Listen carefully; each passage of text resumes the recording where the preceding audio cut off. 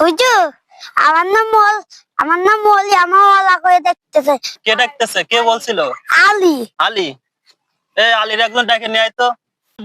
আলী ভাই হুজুর ডাকতেছে। কি হুজুর ডাকতেছে? হুজুর আমার বলে ডাকছেন? হ্যাঁ ডাকছি, বসো।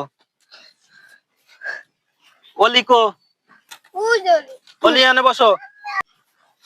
এই যে অলি একটা বিচার দিছে, তুমি নাকি অলিরে ভেঙ্গাইছো, অলির নাম লো অলি, তুমি তাকে ওলা করে ডাকছো কেন? ওলা করে ডাকছো কেন? এমনি ডাকছিলাম। শোনো, আমাদের ইসলাম ধর্মে নাম ব্যঙ্গ করে ডাকা এটা মারাত্মক গুনাহ। একজনের নাম যদি অলি হয়, তাকে ওলা করে ডাকা এটা কবিরা গুনাহ। জি। আর এই গুনাহ তওবা ছাড়া মাফ হয় না।